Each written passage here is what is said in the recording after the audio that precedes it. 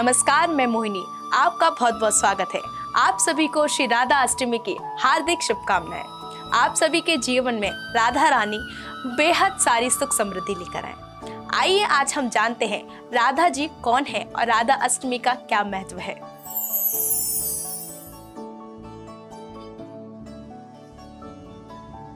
सनातन धर्म में भाद्रपद मास के शुक्ल पक्ष की अष्टमी तिथि श्री राधा अष्टमी के नाम से प्रसिद्ध है। शास्त्रों में इस तिथि को श्री राधा जी हमारी लाडली जी का प्राकट्य दिवस माना गया है।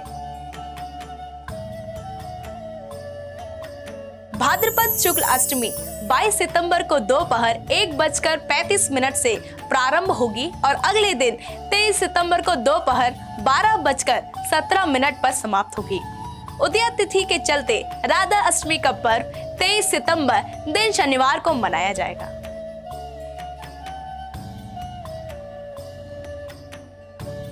राधा अष्टमी का क्या महत्व है?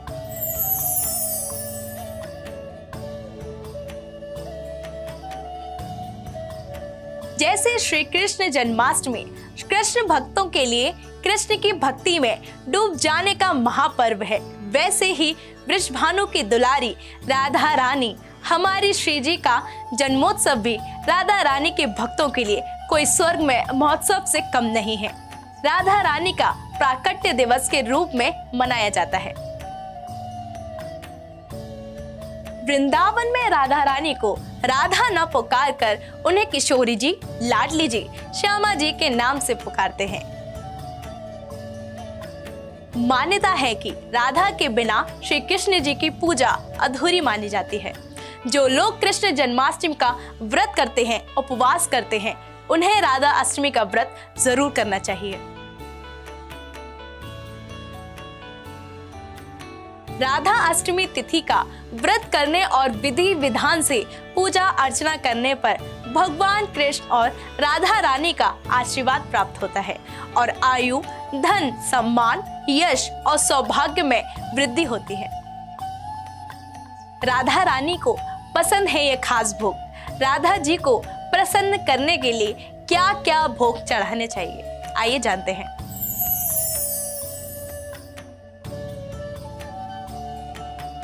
राधा जी को खास तौर पर अरबी की सब्जी पसंद होने के कारण वृंदावन की तरह ही राधा अष्टमी पर विशेष रूप में भोग में शामिल की जाती है।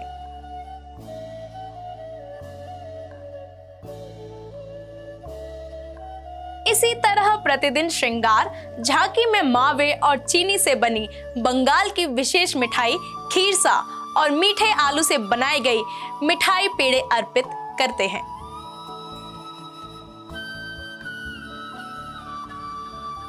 राधा अष्टमी पूजन विधि।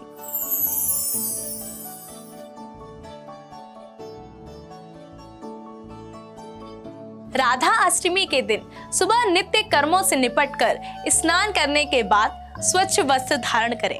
फिर अपने घर के पूजा स्थल की ठीक से साफ सफाई करके वहां एक कलश में जल भरकर रखें।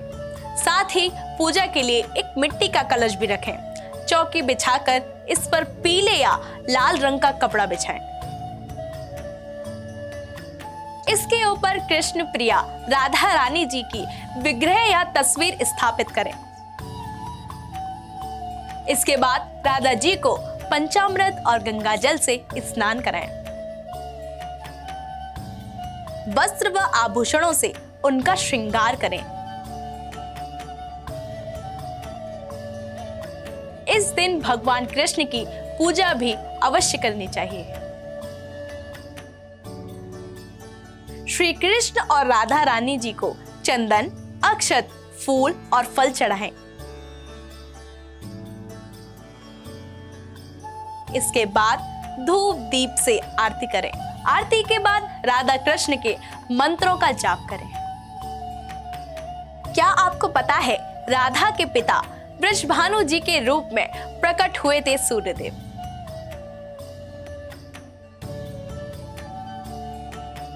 भगवान विष्णु ने जब मोहिनी रूप धारण किया था तब सब देव मोहिनी रूप को देखकर मोहित हो गए।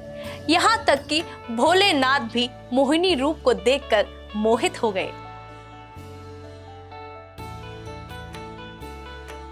सब लोगों के मन में उन्हें अपनी धर्म पत्नी या अपनी प्रेमिका के रूप में पाने की अभिलाषा जागी, लेकिन केवल सूर्यदेव भगवान के मन में ही वात्सल्य भाव प्रकट हुआ। यानी जैसे बेटा बेटी को देखकर होता है, वैसा ही भाव सूर्यदेव के अंदर प्रकट हुआ।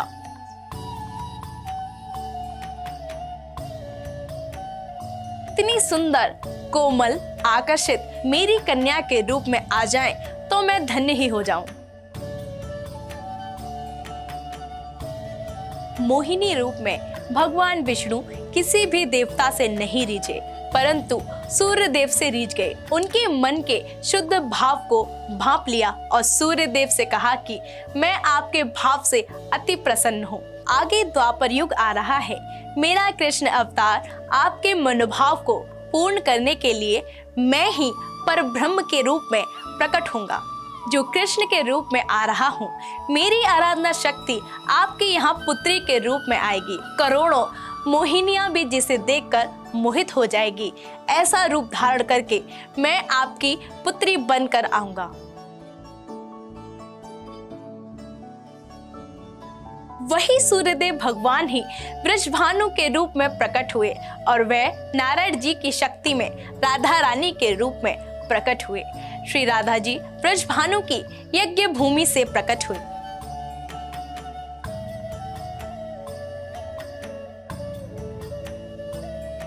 तो आज आपने जाना राधा अष्टमी का शुभ मुहूर्त, राधा अष्टमी का महत्व और राधा अष्टमी का प्राकट्य दिवस के बारे में। आज के लिए बस इतना ही। मुझे दीजिए इजाजत। राधे राधे।